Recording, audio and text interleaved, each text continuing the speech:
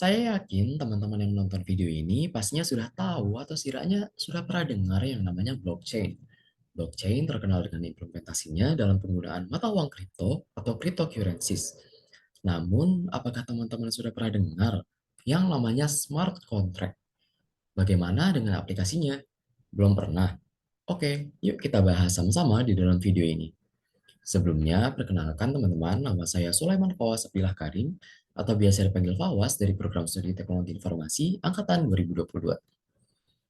Nah, oke teman-teman, pertama kita harus bahas dulu nih, apa sih itu smart contract?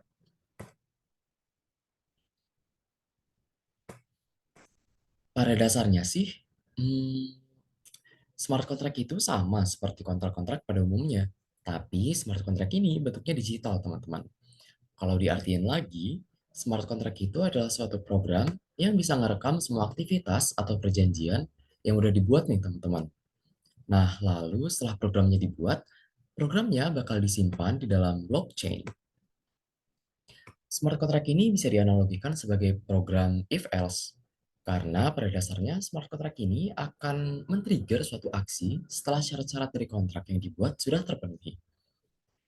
Nah, karena kontrak atau smart contract ini tersimpan di dalam blockchain, jadinya smart contract ini memiliki dua properti penting nih teman-teman, yaitu immutable dan distributed. Immutable artinya kontrak yang telah dibuat tidak bisa diganti lagi setelah disimpan ke dalam blockchain.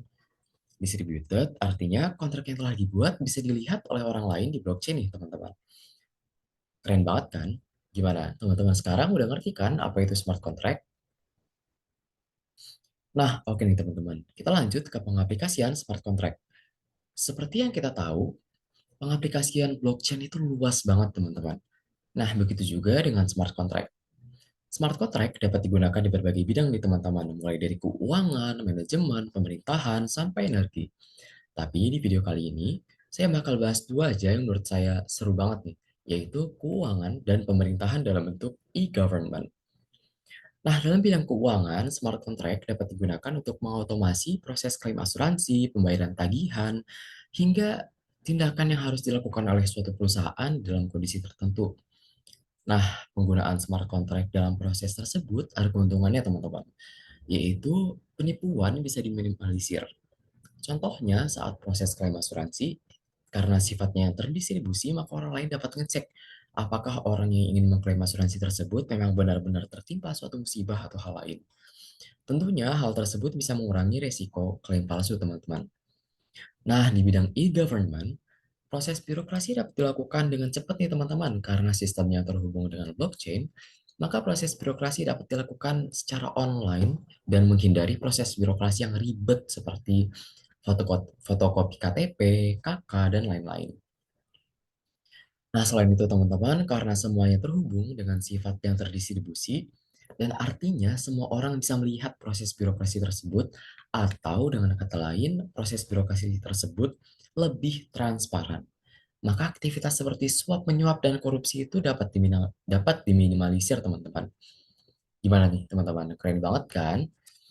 Nah, oke teman-teman, setelah kita bahas bareng-bareng soal smart contract, kita bisa jadi tahu apa itu smart contract dan pengaplikasiannya di berbagai bidang.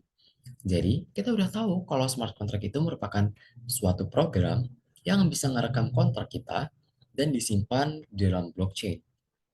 Program smart contract itu juga kayak program if else yang bakal nge-trigger suatu aksi pas syarat kontraknya terpenuhi. Nah, karena karena disimpan di dalam blockchain, jadinya smart contract ini bersifat immutable dan atau nggak bisa dirubah dalam dan distributed atau terdistribusi. Nah, kita juga udah tahu kalau smart contract ini bisa digunakan di berbagai bidang, seperti keuangan dan pemerintahan. Dalam bidang keuangan, smart contract bisa mengotomasi proses pembayaran, klaim asuransi, dan juga tindak perusahaan di kondisi tertentu. Nah, buat di bidang pemerintahan, smart contract ini bisa digunakan untuk membuat e-government yang bisa mempercepat proses birokrasi, teman-teman. Selain itu, dengan adanya smart contract di e-government ini, aktivitas suap menyuap dan korupsi bisa diminimalisir. Nah, mungkin Itu dulu yang bisa saya sampaikan di kesempatan kali ini. Semoga bisa membantu dan bermanfaat ya bagi teman-teman semua. Oh ya teman-teman, ini ada referensi yang saya gunakan. Teman-teman bisa baca lebih lanjut di sini ya. Oke teman-teman, terima kasih. Wassalamualaikum warahmatullahi wabarakatuh.